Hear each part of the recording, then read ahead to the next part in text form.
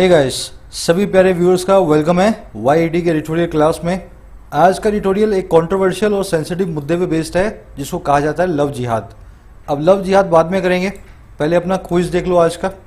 ये क्लास इस तरह से डिजाइंड है कि वोकैब और ग्रामर दोनों को मैं एक साथ लेके चलूंगा। कॉम्प्रिहेंशन तो हो ही जाएगा, वोकैब और ग्रामर भी आपकी आ जाएगी। अगर पूरी वीडियो को आप एक सिटिंग में फोकस से देख रहे हैं तो ये पूरा अच्छे लेवल का क्विज आप खुद से सॉल्व कर पाएंगे। मैं चाहूँगा कि सभी लोग इसको कमेंट सेक्शन में अटेम्प्ट करें, ABCD के हिसाब से अपने आंसर्स को पोस्ट करें। वीडियो के लास्ट में मैं आपको लाइव करवाऊंगा ताकि आपको अपनी अंडरस्टैंडिंग का गैप मालूम चले। शुरू करें अपनी क्लास को। चलो आओ कुछ नया सीखते हैं।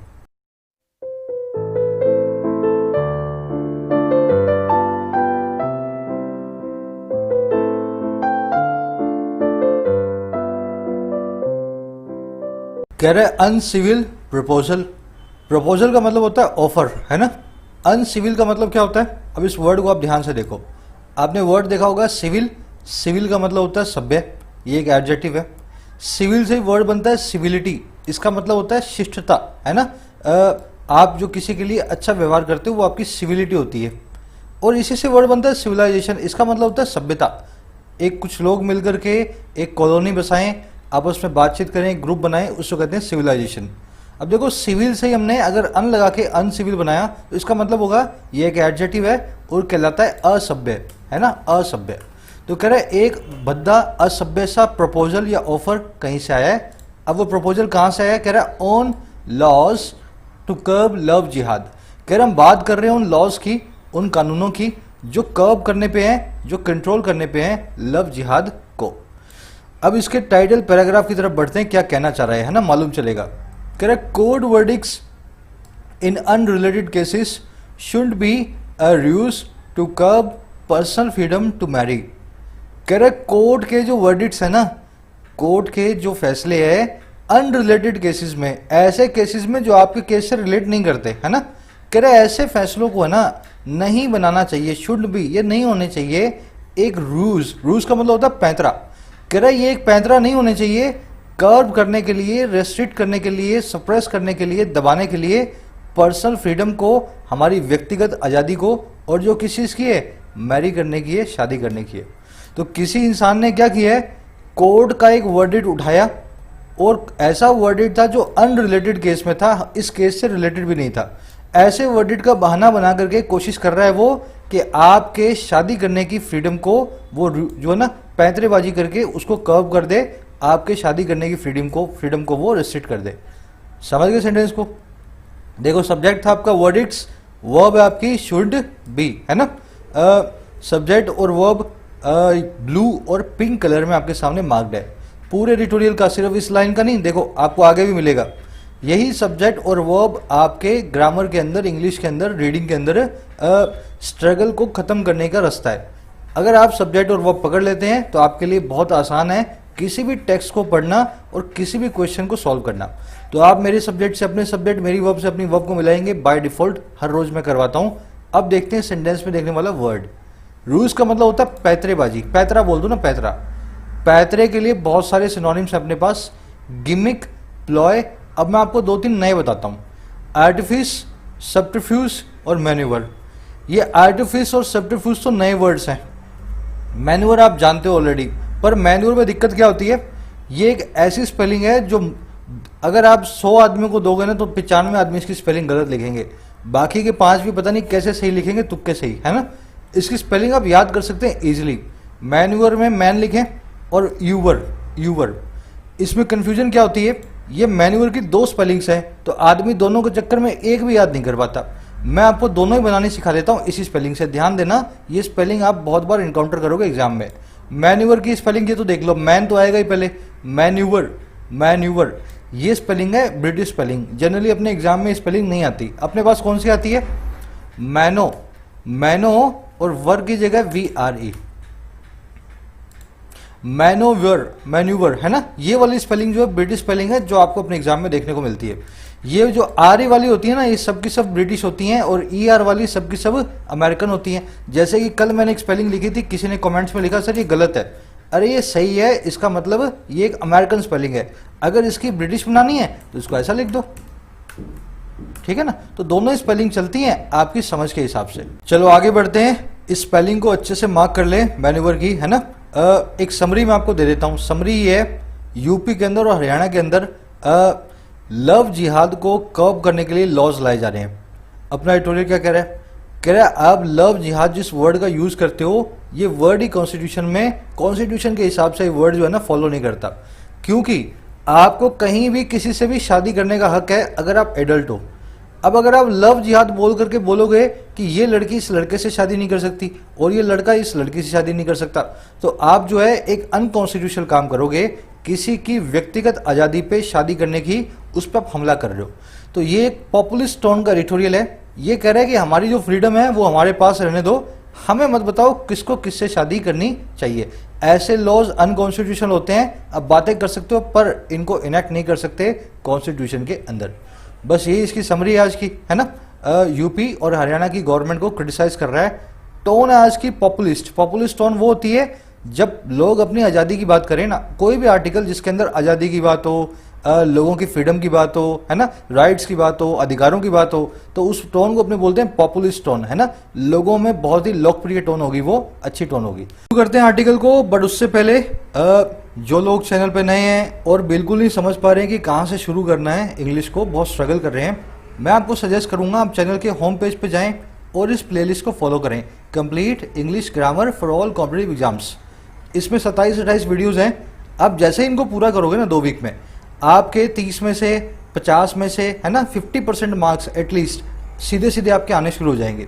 आप इन वीडियोस को देखो अच्छे से फोकस के साथ, आपका स्ट्रगल हो जाएगा आधा। देखने के बाद, बिल्कुल देखने के बाद इनको प्रीमियम कंटेंट के लिए आप मुझे इन दोनों प्लेलिस्ट में ज्वाइन कर सकते हैं, है ना। पहली प्लेलिस्ट में बैंकिंग का प्रीमियम कंटेंट मिलता है, सीधे सीधे मार्क्स को बूस्ट करने का। दूसरी प्लेलिस्ट में एसएससी का प्रीमियम कंटेंट मिलता है। जरूर से अगर आप मेंबर बनना चाहते हैं तो ज्वाइन बटन पर प्रेस करके इंट्रो को प्ले करें, आपको मालूम चलेगा कैसे मेंबरशिप लेनी है और इसमें आपको क्या क्या फायदे होते हैं। तो उस वीडियो को देख करके आप जो है ना ज्वाइन करने की कोशिश करें। शुरू करते हैं अपने आर्टिकल को। कह the astounding proposal by UP and Haryana to enact a law to curb what they call love jihad reeks of a vicious mix of patriarchy and communism। कह रहा है एक ऐसा प्रपोजल जो आया है ना जो बड़ा अस्टाउंडिंग है। अस्टाउंडिंग क्या होता है भाई, जो आपको दिमाग चकरा दे, आपको समझ ही नहीं आए, सुन्न कर दे। कह रहा सुन्न कर देने वाला दिमाग को एक प्रपोजल जो आया है, और कहाँ से, यूपी और हरियाणा से। अच्छा क्यों आया है, इनेक्ट करने के लिए, लाने के लिए एक लॉ को, एक कानून को। अच्छा क्यों लाना है, कर्ब करने के लिए, कंट्रोल करने के लिए। किस चीज़ को भाई, उस चीज़ को जिसको हम कहते हैं लव जिहाद, जिसको दोनों जो स्टेट कहती हैं लव जिहाद। कह रहा है ये जो प्रपोजल है ना, अब इसकी वर्ब आई है रिक्स। इस प्रपोजल से स्मेल आती है, बू आती है, एक बहुत ही विशियस मिक्स की, एक बहुत ही खूंखार मिक्स की। और ये मिक्स किसका है, एक तो पैट्रियार्की का और एक कम्युनलिज्म का, एक तो पुरुष प्रधान समाज का और एक साम्यवाद का। समझ गए सेंटेंस को। देखो ये सेंटेंस तब समझोगे जब प्रपोजल की वर्ब आपको पता लगेगी यहाँ रखी है और दे की वर्ब यहाँ रखी है। तो जो प्रपोजल यूपी और हरियाणा से आया है बड़ा ही एस्टाउंडिंग प्रपोजल है, और ये इसलिए आया है कि एक लॉ बनाए कि ये रोक दें लव जिहाद को, जिसको लव जिहाद कहते हैं। कह रहा है ये प्रपोजल से बू आती है पैट्रियार्की और कम्युनलिज्म के एक मिक्स की। अब आ जाओ सेंटेंस में देखने वाली चीजें। एस्टाउंडिंग मतलब आपको मैंने बताया ना, दिमाग को चकरा देने वाला, माइंड बॉगलिंग, शॉकिंग, अमेजिंग, है ना, इन अ नेगेटिव वे। तो एस्टाउंडिंग एक एडजेक्टिव है, एडजेक्टिव है। अच्छा ये रीक वर्ड को देखो। रीक का मतलब होता है स्मेल आना। When something reeks of something, that thing smells of that thing, है ना। Reek is equal to smell. मैंने इस पे 3 सेंटेंस बना दिए, इससे आपको और अच्छे समझ में आएगा इस वर्ड को कैसे यूज करते हैं। शी रीक्ड ऑफ चीप परफ्यूम, उससे स्मेल आती है, बू आती है चीप परफ्यूम की, सस्ते परफ्यूम की, है ना। The whole business reeks of dishonesty, पूरे बिजनेस से बू आती है डिसऑनेस्टी की, जो है बेईमानी की। तो इस तरीके से आप रीक्स ऑफ जो है ना इसको यूज कर सकते हैं। ये जैसे वो मुगल आजम मूवी में बोला था ना उसने जहांगीर को कि तुम्हारी बातों से बगावत की बू आती है, तो बस वहीं से ये रीक वाला वर्ड आप कनेक्ट करके रखें, किससे कौन सी चीज का आपको जो साउंड करती है। चलो आगे बढ़ते हैं। पेट्रियार्की वर्ड आप जानते हैं, जहां पे पेट्री मतलब पुरुष और आर्की मतलब रूल हो, पुरुष प्रधान समाज हो, उसको कहते हैं पेट्रियार्की। कह रहे propounded bye UP Uttar Pradesh chief minister Yogi Adityanath, the detestable idea amounts to legitimizing a term that constitutes a blatant slur against interfaith marriages and relationships in which one of the parties is a Muslim man. Sentence में भयानक भयानक तो क्या बोलूँगा, बहुत ज़्यादा grammar है. अभी सेंटेंस को पहले पढ़ो, इसमें आज का मेन ग्रामर रूल आएगा. कह रहे प्रोपाउंड होकर के, प्रोपाउंड होने का मतलब है सजेस्ट करना, किसी के सामने रखना, प्रपोज करना. कह रहे प्रपोज होकर के यूपी के चीफ मिनिस्टर योगी आदित्यनाथ के द्वारा.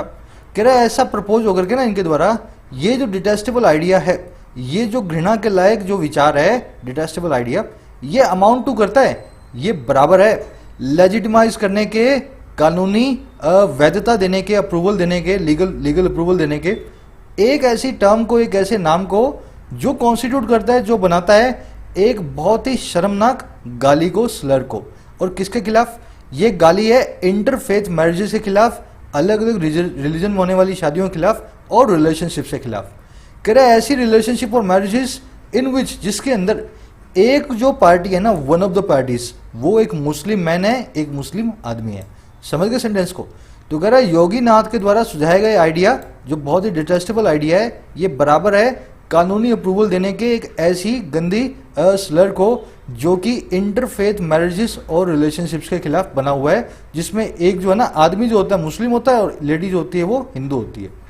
अब आ जाओ सेंटेंस को देखने वाली चीज़ों को. आइडिया की वर्ब है अमाउंट्स टू. अमाउंट टू क्या होता है भाई? बहुत बड़ा है, इसका मतलब होता है बराबर होना. अमाउंट टू इसका मतलब है इज इक्वल टू, है ना. Her words amounted to a threat, उसके वर्ड्स बराबर थे थ्रेट के. जो उसने बोला ना वो धमकी से कम नहीं था. समझ गए मेरी बात को?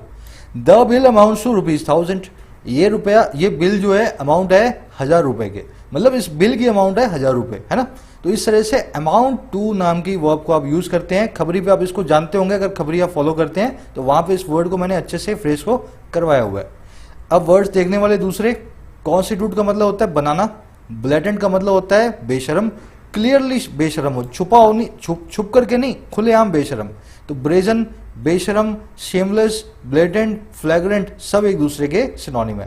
स्लर का मतलब होता है एक्यूजिशन, गाली, किसी के लिए बहुत क्रिटिक्स, है ना. अब अपना ग्रामर कॉन्सेप्ट देखेंगे इसी सेंटेंस में. देखो 1 पे 2 रूल बनते हैं ग्रामर के. दोनों रूल्स को सब लोग जो है ना कंफ्यूज करते हैं. मैं यही कर रहा हूं आजकल, है ना. एक जैसे रूल्स को मैं क्लब करके एक जैसे सेंटेंस में ला रहा हूं. आपके सामने मैंने रूल्स लिख दिए हैं, 5 सेंटेंस भी लिख दिए हैं. रूल आपके सामने है, चैलेंज भी आपके सामने मैं थ्रो कर रहा हूं. आप मुझे बताओ कहां पे आप क्या लगाओगे. जैसे गर्ल है, गर्ल्स है, वॉज है, वर है, यहाँ पे हिज है, हर है, वंस है. कोशिश सभी करेंगे, फिर मैं करवाता हूं. चलो सब लोग कोशिश करना है. देखो नहीं कोशिश करते हो, सुन कर चले जाते हो, यही काम आप एग्जाम में करते हो, वहां देखते रहते हो पेपर को, है ना, बैठ के. तो वहां भी आपको सोल्व करना है और यहाँ भी आपको सोल्व करना है. अब देखो पहला रूल, वन ऑफ के बाद में प्लूरल नाउन आएगा और सिंगुलर वर्ब आएगी. ऐसा क्यों होता है? वन ऑफ का मतलब क्या होता है? एक ग्रुप में से एक को चूज करना है. मान लो मैं कह दूं इन 10 लड़कों में से एक लड़का मेरा भाई है, तो 10 लड़कों में से एक लड़का होगा ना, तो प्लूरल नाउन आपको लगाना पड़ेगा 10 लड़के. उनमें से एक लड़का आपका भाई है तो वन आप लगा रहे हो, और वो एक लड़का आपका भाई है तो सिंगुलर वर्ब आएगी उस आदमी के लिए, उस लड़के के लिए. तो वन ऑफ के बाद में एक सिलेक्शन के लिए प्लूरल नाउन होना चाहिए ताकि आप उसमें से एक को सिलेक्ट कर पाओ. मान लो लड़का एक खड़ा है ना, तो मैं कह दूं भाई इन एक लड़कों में से एक लड़का मेरा भाई है. बकवास और बेवकूफ़ी वाली बात हो जाएगी ना. तो इसके बाद में कभी भी सिंगुलर नाउन नहीं आता. दूसरा रूल, वन जो है एक इंडेफिनिट प्रोनाउन है. इसका मतलब होता है कोई, है ना. किसी को भी ऐसा काम नहीं करना चाहिए, किसी को भी देश से गद्दारी नहीं करनी चाहिए, तो उसके लिए अपने वन नाम के प्रोनाउन को यूज करते हैं. इसका पजेसिव भी वंस होता है और रिफ्लेक्सिव वन सेल्फ होता है. फिर सुन लो, जब जब किसी की बात होगी और वन नाम के प्रोनाउन को यूज किया जाएगा, किसी को भी ऐसा काम नहीं करना चाहिए, one should not do this, है ना. उस केस में वन के लिए अगर पजेसिव आएगा तो वंस आएगा, रिफ्लेक्सिव आएगा तो वन सेल्फ आएगा. अब इन दोनों रूल्स को क्लब कर रहा हूं, ध्यान से देखो, एक्सेप्शन भी आ जाएंगे इनकी, है ना.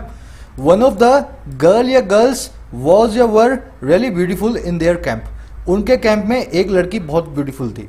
पहले तो मुझे बता दो, उनके कैंप में एक लड़की थी या ज्यादा लड़कियां थी? अगर एक लड़की थी तो मुझे सीधे ही बोल देना चाहिए भाई जो भी लड़की थी ना उनके कैंप में वो ब्यूटीफुल थी. अगर मैं वन की बात कर रहा हूं ना तो कई लड़कियां थी, तो कई लड़कियां थी तो गर्ल तो आ नहीं सकता, तो यहां से गर्ल निकाल दो. अब बचा क्या? गर्ल्स. समझ गए? One of the girls. तो यहां पे देखो प्लूरल नाउन आ गया, आपकी कंडीशन सेटिस्फाई हो गई, है ना. अब देखो, गर्ल के लिए एक लड़की खूबसूरत थी तो उसके लिए सिंगुलर वर्ब आएगी, वर की जगह मैं लगाऊंगा was. One of the girls was really beautiful in their camp. तो one of plural noun singular verb हो गया, समझ में आ गया। अब देखो इसकी एक्सेप्शन क्या होती है। एक्सेप्शन नहीं है, ये आपका दिमाग का इल्यूजन है, एक्सेप्शन नहीं है, ध्यान से देखना। वन ऑफ द गर्ल या गर्ल्स दैट वॉज या वर really beautiful is my friend. एक लड़की उन लड़कियों में से जो बहुत ब्यूटीफुल थी उनमें से एक लड़की मेरी फ्रेंड है। वन ऑफ के बाद में तो यहाँ पे गर्ल्स आएगा ही, इतना तो आप जान ही गए, क्योंकि कई लड़कियां हैं तो उनमें से एक लड़की है ना। अब दैट के बाद में क्या आएगा, वॉज आएगा या वर आएगा। सर आपने बताया था वन के साथ में सिंगुलर वर्ब आती है, मैं तो वॉज लगाऊंगा यहाँ पे, वर नहीं लगाऊंगा। अब ध्यान देना, दैट रिलेटिव प्रोनाउन है, इन गर्ल्स के लिए एंटीसीडेंट लेके बैठा है। उन लड़कियों में से एक लड़कियां, अच्छा कौन सी लड़कियां, वो लड़कियां जो खूबसूरत थी। भाई वो लड़कियां जो बहुत खूबसूरत थी उन लड़कियों में से एक लड़की मेरी फ्रेंड है। वन की वर्ब है ना, वन की वर्ब वो यहां पे आई हुई है इज। वन की वर्ब तो ऑलरेडी सिंगुलर है, देखो इज माई फ्रेंड। ये जो बीच में आप देख रहे हो ना, ये दैट की वर्ब चाहिए आपको, दैट रिलेटिव प्रोनाउन है, इसका एंटीसीडेंट गर्ल्स है, इसकी वर्ब होगी plural. One of the girls that were really beautiful is my friend. उन लड़कियों में से जो बहुत खूबसूरत थी उनमें से एक जो है वो मेरी फ्रेंड है। समझ गए। अब रिलेटिव प्रोनाउन के लिए आप रिलेटिव प्रोनाउन की वर्ब लाओगे, सिंगुलर नहीं प्लूरल आएगी, क्योंकि इसका एंटीसीडेंट है गर्ल्स। तो एक एक्सेप्शन नहीं है, बस आपके दिमाग का इल्यूजन है। जो लोग रट्टे मारते हैं ना, वो वन के बाद में यहाँ पे वॉज लगा के आएंगे, दैट वॉज रियली ब्यूटीफुल, फिर यहाँ भी इज लगाएंगे। चलो आगे बढ़ते हैं, आई थिंक समझ गए होंगे आप, है ना। अब दूसरा देख लो, वन वाला। One should not overlook his her या वंस ड्यूटीज। किसी भी इंसान को ओवरलुक नहीं करना चाहिए, नजरअंदाज नहीं करना चाहिए उसकी ड्यूटीज को। देखो वन के लिए अगर आपको यहाँ पे पजेसिव बनाना है तो ना हिज आएगा ना हर आएगा। इंसान की बात हो रही है, ना किसी आदमी की ना औरत की, तो मैं यहाँ पे वंस लिखूंगा क्योंकि मुझे नहीं पता उसका जेंडर क्या है। समझ गए ना। One should not overlook one's duties ना, हिज ड्यूटीज नहीं, हर ड्यूटीज नहीं, इट्स ड्यूटीज नहीं। अब दूसरा देखो, one of the girls overlooked his her या वंस ड्यूटीज। एक लड़की में, लड़कियों में से एक लड़की ने, वन ऑफ द गर्ल्स है ना, कई लड़कियों में से एक लड़की ने नजरअंदाज किया अपनी ड्यूटीज को। अब मुझे बताओ यहाँ पे क्या आएगा। चलो अब देखो, जो लोग रट्टा मारेंगे वो क्या बोलेंगे, सर वंस आना चाहिए, वन के साथ में तो वंस आता है। अरे मेरे भाई, जेंडर यहाँ पे स्पेसिफाई हो चुका है, यहाँ पे जेंडर स्पेसिफाइड नहीं था, यहाँ पे जेंडर स्पेसिफाइड है। गर्ल्स में से एक लड़की ने ओवरलुक किया। अब लड़कियों के लिए क्या लगाते हो तुम, हिज लगाते हो क्या, नहीं लगाते ना, हर लगाओगे, वंस भी यहाँ पे नहीं आएगा। समझ गए ना। तो वन के साथ में अगर जेंडर स्पेसिफाई हो जाए तो आप उस जेंडर को लेंगे, अगर जेंडर स्पेसिफाई ना हो तो आप वंस को लेंगे। One of the dogs rain after his her या वंस मास्टर। एक कुत्ता, कई कुत्तों में से एक कुत्ता जो है पीछे भागने लगा अपने मालिक के। अब मुझे बताओ कुत्ते के लिए क्या लगेगा, ना हिज लगेगा, ना हर लगेगा, ना वंस लगेगा, आप लगाओगे यहाँ पे इट्स। ठीक है, दिमाग लगाना और कुछ नहीं लगाना, बाकी सब इजी है। One of the dogs rain after it's master. कुत्ते का जेंडर पता है आपको, इसके लिए इट्स आएगा, बात हो गई खत्म। चलिए आगे बढ़ते हैं। ये दोनों कॉन्सेप्ट को मिक्स कर दिया मैंने, इसी पे अपना आज का क्विज बेस्ड है। एक और ग्रामर रूल आगे आएगा, तीनों के ऊपर अपना क्विज बेस्ड होगा। शुरू करें। कह रहे the sensible reason for bringing in such a law seems to be that the honor of Hindu women is under threat from jealous Muslim youth। इतना पढ़ते हैं फिर आगे बढ़ेंगे। कह रहे जो दिखाई देने वाला रीजन है ना, ऑस्टेंसिबल मतलब क्या होता है, जो क्लियर हो, जो हमें दिख रहा हो, है ना, जो सबके सामने हो। जो एपरेंट रीजन है ब्रिंग इन करने का, इंट्रोड्यूस करने का, लेकर के आने का, ऐसे एक लॉ को, कानून को, कह रहा वो रीजन सीम्स, हमें दिखाई देता है, टू बी होता हुआ। अच्छा क्या, कि जो ऑनर जो है ना, जो सम्मान जो है, और किसका, हिंदू विमन का, हिंदू औरतों का, कह रहे सम्मान जो है वो है अंडर थ्रेट, वो है चुनौती के नीचे। और कहां से, जेलस मुस्लिम यूथ से, ऐसे मुस्लिम यूथ से, ऐसे मुस्लिम लड़कों से जो बहुत ही उत्साही हैं, फुल ऑफ एंथुजियाज्म है। अच्छा ये कौन सा लड़के हैं भाई, जो सीक टू कर रहे हैं, जिनका सिर्फ एक ही काम है, जो सारा दिन वो एक ही चीज करते हैं, और वो काम होता है विन ओवर करना गर्ल्स को, लड़कियों को पटाना, लड़कियों को फंसाना, विन ओवर करना, है ना, उनको अपने जाल में फंसाना। अच्छा कहां से लड़कियां, फ्रॉम अदर कम्युनिटीज, दूसरी कम्युनिटीज से। अच्छा किस लिए करते हैं ऐसा, फॉर रिलीजियस कन्वर्जन, उनके रिलीजन को कन्वर्ट करने के लिए। अच्छा कैसे, in the name of love and marriage, के नाम पर, प्यार के और शादी के। समझ गए सेंटेंस को। कह रहा दिखाई देने वाला रीजन इस ऐसे लॉ को लाने का सिर्फ एक ही दिखाई देता है कि हिंदू औरतों का जो ऑनर है वो खतरे में है, अंडर थ्रेट है, ऐसे मुस्लिम यूथ से जो बहुत जलिस हैं और जिनका एक ही मकसद है, वो सीक टू कर रहे हैं कि लड़कियों को विन ओवर करें, उनको जो है वो राजी करें दूसरी कम्युनिटी वालियों को, ताकि वो रिलीजियस कन्वर्जन करवा लें लव और मैरिज के नाम पे। तो ऐसा ये लॉ इस हिसाब से बना हुआ है, समझ गए। रीजन की वर्ब है सीम्स, ऑनर की वर्ब है इज, ये सबसे जरूरी चीज थी पकड़ने वाली, है ना। ऑस्टेंसिबल का मतलब होता है क्लियर, एपरेंट हो, अलेज्ड हो, एकदम साफ हो देखने में, उसको कहते हैं ऑस्टेंसिबल। एक एडजेक्टिव है। जीलिस का मतलब है full of zeal, full of vigour, full of enthusiasm, है ना, फुल ऑफ जो है आप क्या बोलते हैं उसको, उत्साह। सीकिंग यहाँ पे प्रेजेंट पार्टिसिपल जो है इस मुस्लिम यूथ के बारे में बता रहा है। कौन से मुस्लिम यूथ? जो कि सीख कर रहे हैं, कोशिश कर रहे हैं इस चीज को पाने की। सिंपल सेंटेंस आगे बढ़ेंगे। कह रहे the flaws in the concept are quite obvious. कह रहे इस कॉन्सेप्ट में जो फ्लॉज है ना, जो कमियां हैं इस पूरे के पूरे इश्यू में, वो बिल्कुल ऑब्वियस है, सबके सामने है। ये जो ऊपर वाली आपने थॉट देखी, इसमें कई सारी कमियां हैं, ये बातें सच नहीं है। अब वो मैं बताएगा कैसे, कौन सी बात सच नहीं है। कह रहे there is no legal sanction to self serving and political terms such as love jihad and there can be no legislation based on an extra legal concept. कह रहे कोई भी लीगल सैंक्शन नहीं है, there is no legal sanction, कोई भी कानूनन मंजूरी नहीं है ऐसी पॉलिटिकल टर्म्स की जो सेल्फ सर्विंग है, ऐसी टर्म्स की जो सियासी हैं और अपने इरादों को, आपकी मंशाओं को सर्व करने वाली है ना, सिर्फ आप अपने पॉलिटिकल गेन के लिए ऐसी टर्म्स को यूज करते हो। कह रहा है ऐसा कोई भी लीगल सैंक्शन, कानूनी अप्रूवल इन टर्म्स को नहीं मिली, जैसे कि ये है लव जिहाद। और कह रहा है वहां कोई भी लेजिस्लेशन नहीं हो सकता, कानून नहीं हो सकता based on an extra legal concept, एक ऐसे कॉन्सेप्ट पे जो कि गैर कानूनी है, एक्स्ट्रा लीगल है, कानून के दायरे में नहीं आता। समझ गए? तो कह रहा है आप लॉ बना दो कोई बात नहीं, लेकिन ये ध्यान रखना कानून के दायरे में ये टर्म कभी आती भी नहीं और इसको कोई भी लीगल सैंक्शन कभी भी मिल भी नहीं पाएगी। अब आ जाओ सेंटेंस पे देखने वाली चीजें। फ्लॉ का मतलब होता है कमी, इम्परफेक्शन बोल दो, वीकनेस बोल दो, एक नाउन है, डेफिशिएंसी बोल दो, है ना, फ्लॉ। एक्स्ट्रा लीगल क्या होता है? एक्स्ट्रा नाम से बहुत सारे वर्ड्स बनते हैं, आप इनको जनरली देखोगे, जैसे extra curriculum, extra terrestrial, extra judicial.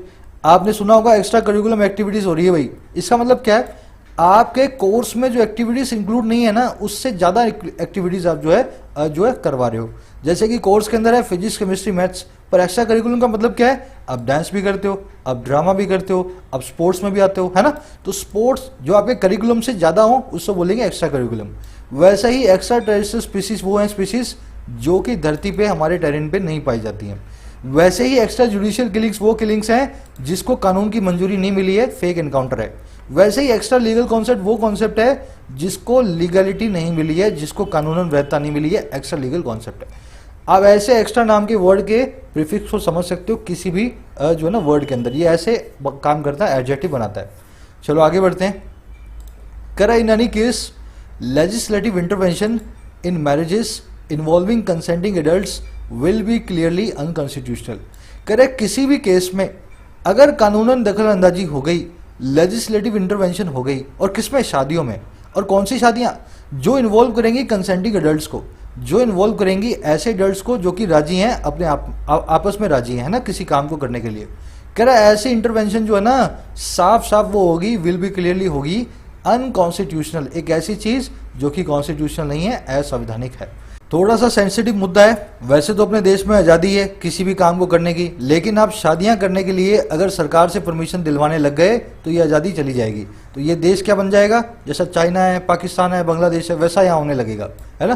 तो सेंसिटिव है, इसको अपने खुले दिमाग से समझने की कोशिश करेंगे क्यों जरूरी है देश में आज़ादियाँ। चलो आगे बढ़ते हैं। वर्ड सिंपल है, इसमें देखने वाला कुछ है नहीं। करे the domain of matrimony is occupied by several laws governing weddings that take place under religious traditions as well as the Special Marriages Act, which enables a secular marriage including between couples from different faiths। कह रहे जो domain है, जो दायरा है matrimony का, शादियों का, मैट्रिमनी मतलब शादियां। कह रहे शादियों का जो दायरा है ना, शादी के गठबंधनों का दायरा है जो है वो ऑक्यूपाइड है, और किसके द्वारा? अलग अलग लॉज के द्वारा। और कौन से लॉज हैं? जो गवर्न करते हैं वेडिंग्स को, जो कि शादियों को गवर्न करते हैं, जैसे हिंदू मैरिज एक्ट है ना। कह रहे और वो लॉज हैं जो टेक प्लेस करते हैं, वो शादियां हैं जो टेक प्लेस करती हैं अंडर रिलीजियस ट्रेडिशंस। हमारे देश में रिलीजियस ट्रेडिशंस में शादियां होती हैं, मंदिर में, मस्जिदों में। कह रहे साथ ही साथ स्पेशल मैरिज एक्ट के अंदर होती हैं, और वो स्पेशल मैरिज एक्ट जो इनेबल करता है सेक्युलर मैरिज को, और किन के बीच में?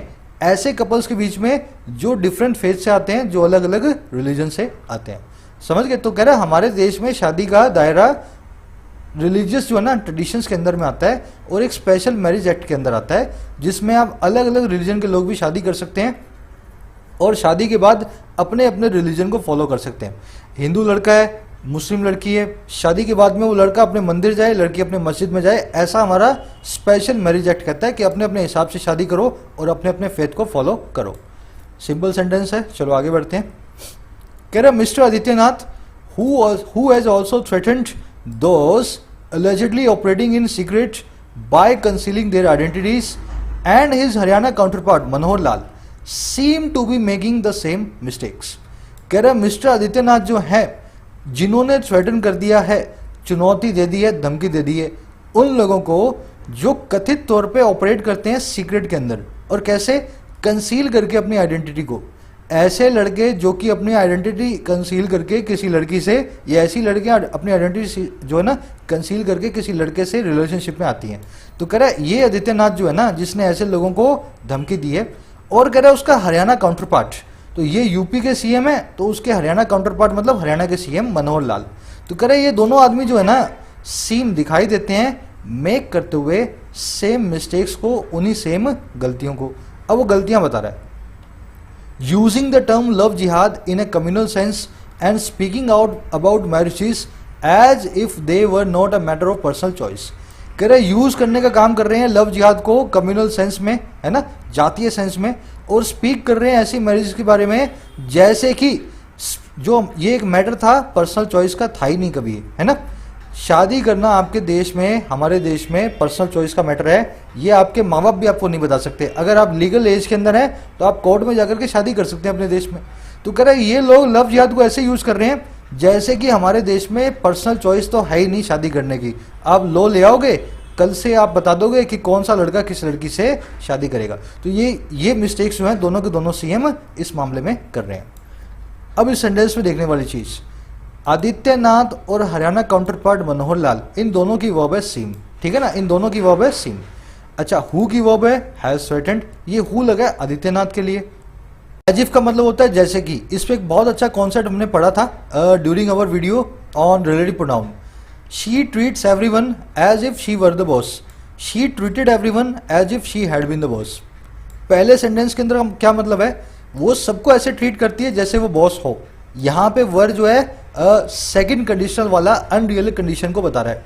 सबको ऐसे ट्रीट करती है जैसे वो बॉस हो, वो बॉस नहीं है पर ट्रीट सबको ऐसे करती है। लेकिन जैसे ही एज इफ से पहले का क्लोज पास्ट में आएगा ना, तो आप यहाँ पे हैड बीन यूज करेंगे। She treated everyone as if she had been the boss.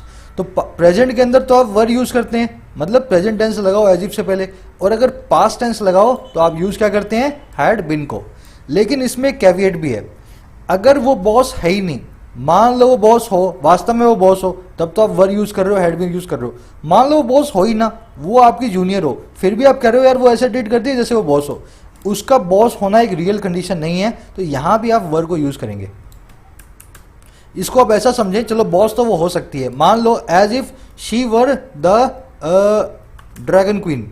मैं गेम ऑफ थ्रोन से उठा रहा हूं, ड्रैगन क्वीन थी ना उसके अंदर, वो किसी को भी मार देती थी कभी भी, है ना, ड्रैगन क्वीन थी वो। मैं बोल रहा हूं वो सबको ऐसे ट्रीट करती है जैसे वो ड्रैगन क्वीन हो। अब देखो वो ड्रैगन क्वीन तो हो नहीं सकती, ये तो कोरी कल्पना है। तो ड्रैगन क्वीन अगर यहां आएगा ना पास के अंदर, तो यहां पे आप हैड बीन यूज नहीं करेंगे, यहां भी वर यूज करेंगे, क्योंकि अनरियल चीजों के लिए अपने सेकंड कंडीशनल यूज करते हैं, यहां पे हैड बीन नहीं आएगा। समझ गए ना। तो एज इफ को आप ऐसे यूज करते हैं। चलो आगे बढ़ते हैं आज के ग्रामर के क्विज में। इस पे क्वेश्चंस हैं।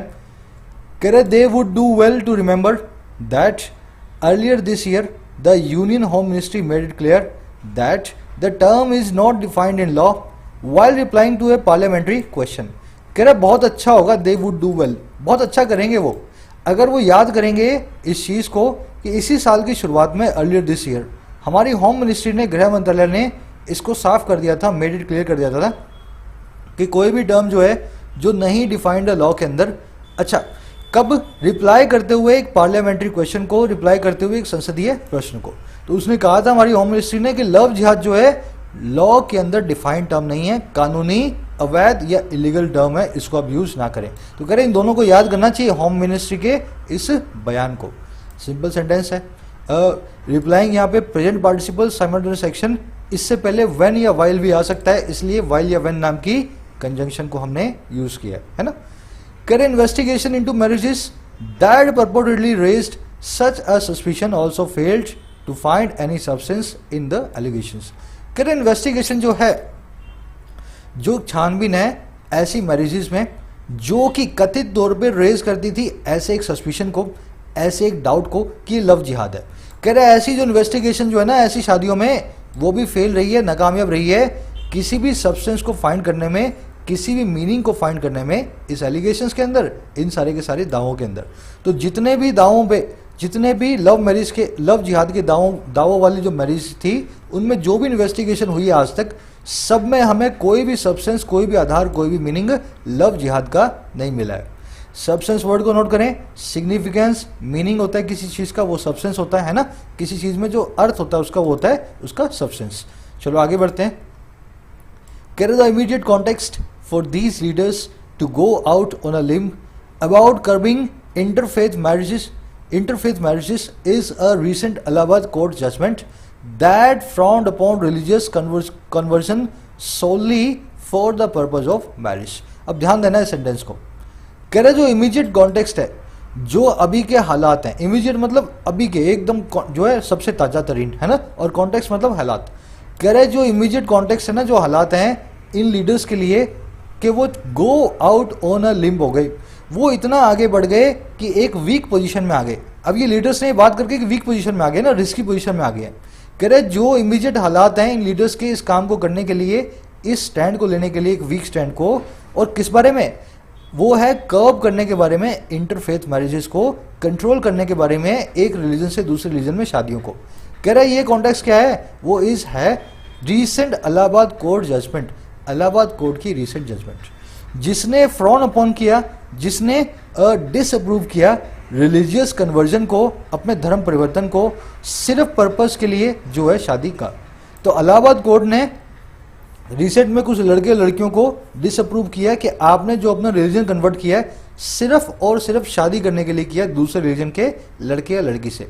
तो उस जजमेंट को लेकर के ना इन दोनों लीडर्स ने गो आउट ऑन ए लिम्ब किया है, इतनी वीक पोजीशन ली है समाज के अंदर, जो अभी बहुत जल्दी जो है क्रिटिसिज्म के नीचे आने वाली है इन दोनों लीडर्स की। समझ गए सेंटेंस को। अब इस सेंटेंस को आगे बढ़ाते हैं सेमी कॉलम के बाद। कह रहा and the horrible murder of 20-year-old woman in Faridabad by a stalker who happen to be a Muslim. तो दूसरा कॉन्टेक्स्ट क्या था, हॉरिबल मर्डर था 20 साल की लड़की का फरीदाबाद के अंदर, एक स्टॉकर के द्वारा, एक पीछा करने वाले अपराधी के द्वारा, जो कि निकल करके आया एक मुस्लिम, who happen to be a Muslim. तो इन दोनों चीज़ों का सहारा लेकर के इन लीडर्स ने इतनी बड़ी बात बोली है कि हम अब लव जिहाद के ऊपर कानून बनाएंगे। अब इस सेंटेंस में देखने वाली चीज़ें, कॉन्टेक्स्ट की वर्ब है is, when you go out on a limb you get into weak और रिस्की पोजीशन। आप कोई ऐसी बात कर दो, आपको पता है आपका इस पे बहुत क्रिटिसिज्म होगा, है ना, फिर भी आप उस बात को कर रहे हो, आप में डेयरिंग है, तो आप गो आउट ऑन अ लिम्ब हो रहे हो, आप जो है ना एक वीक पोजीशन लेने का जो है हिम्मत जो है जुटा रहे हो। अच्छा, फ्रॉन अपॉन का मतलब होता है डिसअप्रूव करना। जब आप अपनी आईब्रोज को ऊपर लेते हो ना, फ्रॉन अपॉन करने का मतलब ये होता है अपनी आईब्रोज को ऊपर लाना, भौहें चढ़ाना। तो आप किसी चीज़ को डिसअप्रूव करते हो, हर वो चीज़ जो आपको अच्छी ना लगे आप आपकी भौहें चढ़ेंगी उस पर, है ना। तो फ्रॉन अपॉन नाम की फ्रेजल वर्ब का मतलब वहाँ से लिया हमने, इसका मतलब होता है डिसअप्रूव करना, किसी चीज़ को नहीं मानना। चलो आगे बढ़ते हैं। स्टॉकर होते हैं जो आपको स्टॉक करे, आपको चेज करे। आप बाजार में जा रही हो शाम को, पीछे कोई लड़का पीछे पड़ गया तो वो स्टॉकर है, तो आपको स्टॉक कर रहा है, आपको चेज कर रहा है, हार्म भी कर सकता है। चलो आगे बढ़ते हैं। कह रहा है by no stretch of imagination can the murder be used to denounce consensual interfaith relationships. कह रहे इमेजिनेशन को कितना भी स्ट्रेच कर दो तुम, इस स्टॉकर वाले लड़के की कहानी को कितना भी तुम जो है मिर्च मसाला लगा दो, बोल दो ये मुस्लिम था, सब मुस्लिम यही कर रहे हैं, कह रहे कितना भी स्ट्रेच इमेजिनेशन का कर दो तुम, है ना, अपनी कल्पना को कितना भी लंबा स्ट्रेच कर लो तुम, कह रहे कितना भी करने के बाद ये मर्डर है ना यूज नहीं किया जा सकता डिनाउंस करने के लिए, क्रिटिसाइज करने के लिए, अटैक करने के लिए आपस में कंसेंसस से होने वाली इंटरफेथ रिलेशनशिप्स को। अगर लड़का और लड़की किसी भी रिलीजन से हैं, कंसेंसस है उनके अंदर, कोर्ट में जाके शादी करना चाहते हैं, तो आप कितना भी इमेजिन कर लो इस किस्से को लेकर के, आप इंटरफेथ मैरिजेस को अटैक या डिनाउंस नहीं कर सकते हो। आगे बढ़ते हैं। कह रहा regarding the court verdict, the high court had declined to intervene on a writ petition seeking police protection for a recently married couple, noting that the bride had converted from Islam to Hinduism solely for the purpose of marriage। अब उस case में क्या हुआ था, Allahabad court वाले case में, कह रहे उस केस के बारे में, रिगार्डिंग द कोर्ट वर्डिक्ट के बारे में, कह रहा हाई कोर्ट ने मना कर दिया था इंटरवीन करने के लिए एक रिट पिटीशन पे, एक याचिका पे। अच्छा, ये रिट पिटीशन क्या थी? जो सीख करती थी पुलिस प्रोटेक्शन को, है ना, पुलिस की जो है प्रोटेक्शन को, और किसके लिए? रिसेंटली मैरिड कपल के लिए। तो हाई कोर्ट ने बोला था हम इस कपल को पुलिस प्रोटेक्शन नहीं देंगे। अच्छा, क्यों नहीं देंगे? ये हाई कोर्ट ने जब बोला था ना, डिक्लाइन किया था ना, तो ये किया था नोट करते हुए। नोट क्या किया कि जो दुल्हन थी ना, उसने कन्वर्ट किया था इस्लाम से हिंदुइज्म में महज इस पर्पस के लिए, और जो पर्पस था शादी का। हाई कोर्ट ने क्या बोला? आप इस्लाम से हिंदुइज्म में आए हो, सिर्फ शादी करने के लिए आपने इस्लाम से हिंदुइज्म लाया है। अगर आप ऐसा काम करते हो और फिर बोलते हो कि मुझे पुलिस प्रोटेक्शन चाहिए, है ना, तो कह रहे ये काम जो शादी करने के लिए आप रिलीजन कन्वर्जन करते हो, ऐसे काम के लिए हम आपको पुलिस प्रोटेक्शन कभी भी नहीं देंगे। समझ गए सेंटेंस को? तो यहाँ पे हाई कोर्ट की मेन वर्ब है डिक्लाइंड, नोटिंग यहाँ पे प्रेजेंट पार्टिसिपल है। खाना खाते हुए टीवी देख रहा था, तो हाई कोर्ट नोट करते हुए डिक्लाइन कर रही थी। समझ गए ना? दो काम इस तरीके से साइमल्टेनियसली हुए। सिंपल है, कोई वर्ड देखने वाला इसमें है नहीं, है ना। It had found such an expedient conversion unacceptable, citing a similar 2014 verdict in which the court had questioned the bona fides of conversions without change of heart or any conviction in the tenets of the new religion। हमारे देश में आप कोई भी religion को choose कर सकते हो, आज हिंदू से क्रिश्चियन बन जाओ, लेकिन कोर्ट में प्रूव करना चाहिए आपको कि इस रिलीजन को मैं प्रिफर करता हूँ, है ना, मैं इसलिए क्रिश्चियन नहीं बन रहा हूँ क्योंकि मुझे क्रिश्चियन लड़की की शादी करनी है। तो बस यही कह रहा है। करेक्ट, कोर्ट ने फाउंड किया था कि ऐसा जो फटाफट कन्वर्जन जो है ना, एक्सपीडियंट कन्वर्जन है, जल्दबाजी का जो कन्वर्जन है, वो बिल्कुल अनएक्सेप्टेबल है। और कोर्ट ने कैसे फाउंड किया था? साइड करते हुए, हवाला देते हुए ऐसे ही 2014 के एक वर्डिक्ट का, जिसके अंदर कोर्ट ने सवाल उठाया था, क्वेश्चन किया था सही इंटेंशन को कन्वर्जन की। और कैसे कन्वर्जन? बिना चेंज ऑफ हार्ट के और बिना किसी कॉन्विक्शन के, टेनेट्स के अंदर, कानूनों के अंदर, नए रिलीजन के। आपका ना तो हार्ट चेंज हुआ, ना आप नए रिलीजन के कानूनों में कोई कन्विक्शन रखते हो, है ना, फिर भी आप चाहते हो मैं आज मुस्लिम बन जाऊं, मैं आज हिंदू बन जाऊं, मैं आज क्रिश्चियन बन जाऊं अपना धर्म छोड़ के। तो आपका जो है ना इंटेंशन, वो बोनाफाइड नहीं है। और 2014 में भी कोर्ट ने ऐसे एक फैसले के अंदर इस पे सवाल उठाया था। तो इसी फैसले को साइड करते हुए कोर्ट ने फाउंड किया जल्दबाजी में होने वाला कन्वर्जन हमें अनएक्सेप्टेबल है, इसको हम रिलीजियस कन्वर्जन नहीं मानते। लंबे सेंटेंस है, थोड़े वर्ड्स अच्छे आए हैं, पर सेंटेंस बहुत सिंपल है। सब्जेक्ट वर्ब वगैरह फॉलो कर रहे हैं तो, है ना। एक्सपीडियंट होता है फटाफट होने वाला, क्विक हो, हेस्टी हो, है ना। साइड करना होता है हवाला देना, किसी चीज़ का हवाला देना कहते हैं साइड करना।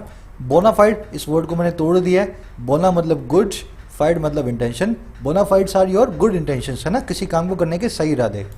चलो आगे बढ़े। Although the court strayed from the issue at hand, its objective was to underscore that conversion should not become a device। कह रहा हालांकि कोर्ट भी भटक गई मुद्दे से, जो इश्यू उसके हाथ में था प्रोटेक्शन देने का, कह रहा उसको छोड़ के इसने सब बातें कर दी उस केस के अंदर, है ना। कह रहा हालांकि कोर्ट जो है बहुत भटक गई, स्ट्रे फ्रॉम हो गई अपने हैंड से, जो इश्यू था इसके हैंड में। कह रहा इसका जो ऑब्जेक्टिव था ना, इसका जो मकसद था, वो अंडरस्कोर करना था, इस चीज़ पे जोर देना था कि कन्वर्जन को एक डिवाइस आप ना बनाएं, रिलीजियस कन्वर्जन को एक हथियार बना करके आप यूज में ना लें। तो कोर्ट ये कहना चाह रही थी, हालांकि कहते हुए इस मुद्दे से स्ट्रे फ्रॉम कर गई, बहुत ज़्यादा भटक गई। अंडरस्कोर करना होता है किसी चीज़ को हाईलाइट करना, एम्फसाइज करना, अंडरलाइन करना, किसी चीज़ पे जोर देना। स्ट्रे का मतलब होता है भटकना।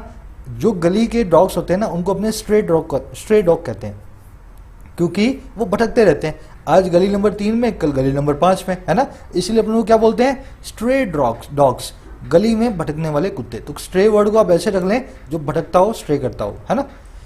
कह रहा it is indeed salutary as a principle that interfaith couples retain their religious belief separately and opt for marriages under Special Marriage act.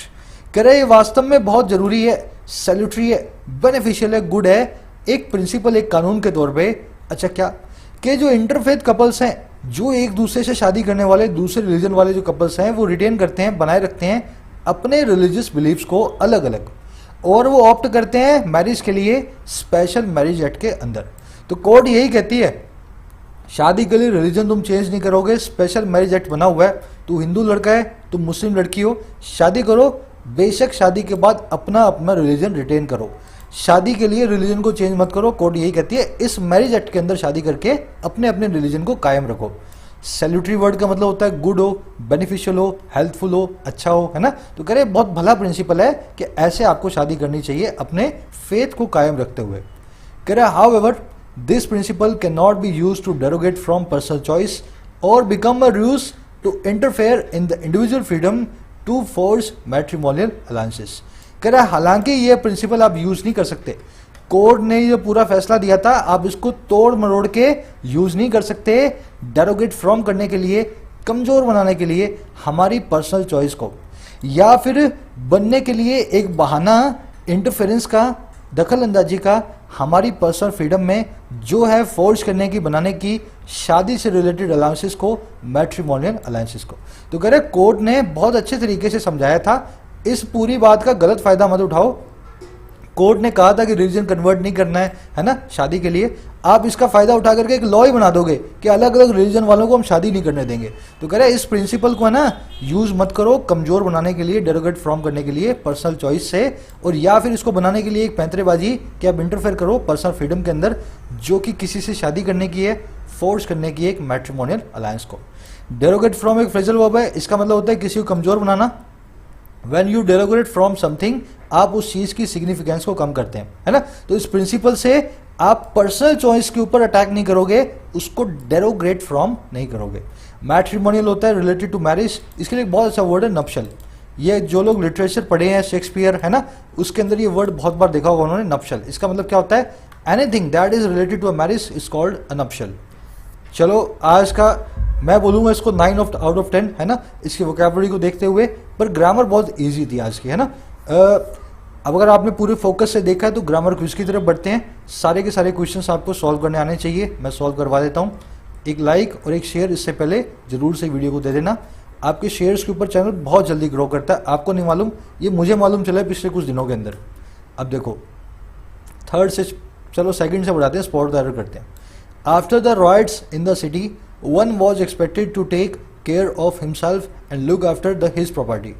City में राइट्स के बाद हर आदमी एक्सपेक्टेड था, हर आदमी से ये आशा थी कि वो अपनी जो है ना टेक केयर करेगा खुद की और अपनी प्रॉपर्टी का ध्यान भी रखेगा। राइट्स हो गए सिटी में, अब आपको अपनी टेक केयर भी करनी है और अपने घर परिवार, अपनी प्रॉपर्टी को, अपनी घर दुकान मकान को जो उसको लुक आफ्टर भी करना है।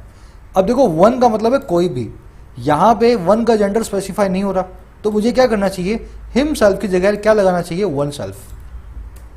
क्लियर, यहां पे वन सेल्फ आएगा पॉजेसिव फॉर्म में, और यहां पे रिफ्लेक्सिव प्रोनाउन जो आएगा ना, लुक आफ्टर हिज प्रॉपर्टी। देखो यहां पे वन सेल्फ रिफ्लेक्सिव प्रोनाउन और यहां पे पॉजेसिव आएगा वंस। दोनों ही जगह हमें वन वाली फॉर्म को यूज करना है, रिफ्लेक्सिव फॉर्म में भी और पॉजेसिव फॉर्म में भी। तो ये आपका स्पॉट द एरर था, दो एरर्स इसके अंदर, पार्ट सी और पार्ट डी के अंदर। अब थर्ड वाला करते हैं, फिर फर्स्ट वाला करेंगे। कह रहे one of the countries that dash leading the campaign against the discretionary moves of the majority is Austria and was outside from the grouping yesterday. कह रहे उन कंट्रीज में से एक कंट्री, अच्छा कौन सी कंट्रियां, जो कि लीड कर रही हैं कैंपेन को, अभियान को डिस्क्रिशनरी मूव्स के खिलाफ, मनमानी हरकतों के खिलाफ मेजॉरिटी की। कह रहा वन ऑफ द कंट्रीज वो है ऑस्ट्रिया, और इस ऑस्ट्रिया को was outside from the grouping yesterday, इसको ग्रुपिंग से कल निकाल दिया गया। और कैसे निकाल दिया गया, एज इफ, जैसे कि the majority dash to part ways with it since the beginning of the tussle. ये ऐसे निकाला गया कि जैसे कि मेजोरिटी जो है ना शुरू से ही तैयार थी, बिगिनिंग ऑफ टसल से ही तैयार थी इससे पार्ट वेज करने के लिए, इससे अलग रास्ता लेने के लिए। अच्छा सेंटेंस है ये, इसको थोड़ा सा मुश्किल लगेगा आपको ढूंढना, है ना, ध्यान से देखना। वन ऑफ के बाद कंट्रीज आएगा, बिल्कुल सही है। दैट रिलेटिव प्रोनाउन है, कंट्रीज के लिए आया है। अगर कंट्रीज के लिए आया है तो दैट की वर्ब होगी प्लूरल। वन की वर्ब तो मेरे भाई आगे पड़ी है, इज ऑस्ट्रिया। देखो इज ऑस्ट्रिया, वन और इज को तो हमने मिला दिया। ये दैट जो है ना इस कंट्रीज के लिए आया है। भाई कौन सी कंट्रियां जो कि लीड कर रही हैं कैंपेन को, तो दैट के लिए जो वर्ब आएगी वो आएगी कंट्रीज के हिसाब से, जो कि आएगी आर। तो या तो आपका ए आंसर है या आपका सी आंसर है, ठीक है ना। अब आगे देखो, अब इस कंट्री को, ऑस्ट्रिया को आउस्ट कर दिया गया पास के अंदर। कल इसको was outside from the group. Out करना मतलब है बाहर निकाल देना। अब देखो एज इफ के बाद में आप पास्ट टेंस को देख करके पास्ट वाली वर्ब को यूज करेंगे। तो एज इफ डिसाइडेड, ये देखो V2 है, और एज इफ हैड डिसाइडेड ये है परफेक्ट टेंस वाली। तो आप एज इफ के बाद में परफेक्ट टेंस को यूज करते हैं अगर एज इफ से पहले पास्ट वाला क्लोज है। तो डिसाइडेड कब आता, जब मैं लिखता इज आउटसाइड। अब ये वॉज है ना, तो यहां पे डिसाइडेड की जगह लगाऊंगा मैं हैड डिसाइडेड। समझ गए ना मेरी बात को। एज इफ के बाद में अगर आपसे इससे पहले आपके पास पास वाला टेंस है तो आप परफेक्ट टेंस यूज करेंगे, और अगर इसके पहले आपके पास प्रेजेंट वाला टेंस है तो आप V2 को यूज करेंगे। V2 यहां पे नहीं आ सकती। तो आर और हैड डिसाइडेड ये आपका आंसर सी। चलो अब फर्स्ट की तरफ बढ़ते हैं, फर्स्ट वाले की तरफ बढ़ते हैं। ये थोड़ा सा ट्रिकी है ना। One of the basic dash of the religion dash cited as basis for newly proposed bill as if the Indian constitution dash based on a particular religion। कह रहे एक बेसिक टेनेट में से एक टेनेट मतलब होता है कायदे कानून, है ना। तो बेसिक कायदों में से एक कायदा रिलीजन के, कह रहे उसको साइट किया गया था, हवाला दिया गया था एक बेसिस बना के नए जो है प्रपोज बिल का। जैसे कि इंडियन कॉन्स्टिट्यूशन बेस्ड हो एक पर्टिकुलर रिलीजन के ऊपर।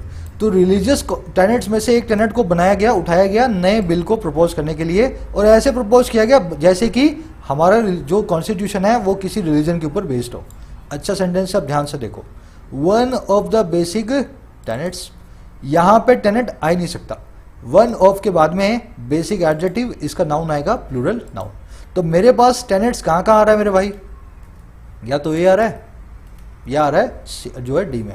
सी और बी मेरा यहां से एलिमिनेट हो गया, अरे बी में भी आ रहा है ना, तो सी मेरा यहां से एलिमिनेट हो गया। अब आगे देखो, वन की वर्ब आएगी यहां पे रिलेटिव प्रोनाउन नहीं लगाओ। One of the basic tenets of the religion is was, या जो लगाना आपको इसके लिए वर्ब लगानी है। तो वन के लिए कौन सी वर्ब आएगी, सिंगुलर वर्ब आएगी। तो वर तो आ नहीं सकता, वॉज आएगा ये वाला या वॉज आएगा ये वाला। तो या तो बी आपका आंसर है या डी आपका आंसर है। समझ गए ना, वर नहीं आ सकता क्योंकि वन लगा है ना। तो one of the basic tenets of the religion was cited, ना कि वर साइटेड। अब तीसरा देखो, एज इफ के बाद में, एज इफ के बाद में आपको डिसाइड करने के लिए एज इफ से पहले वाला देखना है। अब पहले क्या आ रहा है, वॉज साइटेड मतलब पास्ट टेंस है। अगर पास्ट टेंस है तो एज इफ के बाद में परफेक्ट टेंस आएगा। तो मैं क्या लिखूंगा, as if the Indian constitution had been based on a particular religion. समझ गए ना। एज इफ के बाद में आप लगाएंगे पास्ट परफेक्ट टेंस को, क्योंकि एज इफ से पहले पास्ट टेंस आ रहा है, वॉज साइटेड। अब ध्यान देना, यहां पे इंडियन कॉन्स्टिट्यूशन को हमने पर्टिकुलर रिलीजन पे बेस बताया है, जो कि एक कोरी कल्पना है। इंडियन कॉन्स्टिट्यूशन कभी पर्टिकुलर रिलीजन पे बेस था ही नहीं। ये एक ऐसी चीज है जो कभी हो ही नहीं सकती। पास्ट को आप कभी चेंज ही नहीं कर सकते। समझ गए मेरी बात को। इंडियन कॉन्स्टिट्यूशन शुरू से सेकुलर है, हमेशा से हम किसी भी रिलीजन पे बेस्ड नहीं है, हिंदुइज्म पे, इस्लाम पे, क्रिश्चियनिटी पे। ये एक कोरी कल्पना है। जो चीज पॉसिबल ना हो उसके लिए आप पास्ट में भी V2 को ही यूज करते हैं। तो यहां पे मैं वर को यूज करूंगा। मतलब कहने का क्या है, डी आपका आंसर है, ना कि बी। इसलिए मैंने इसको लास्ट में लिया था क्योंकि इसके अंदर आपको अनरियल पास्ट देखने को मिला। अनरियल के लिए आप हमेशा और हमेशा V2 को यूज करते हैं, सेकंड कंडीशन वाली। आई होप समझ गए होंगे। मुलाकात लूंगा कल की वीडियो में। एक लाइक और एक शेयर बनता है, देना जरूर से। चलिए तब तक के लिए साइनिंग आउट।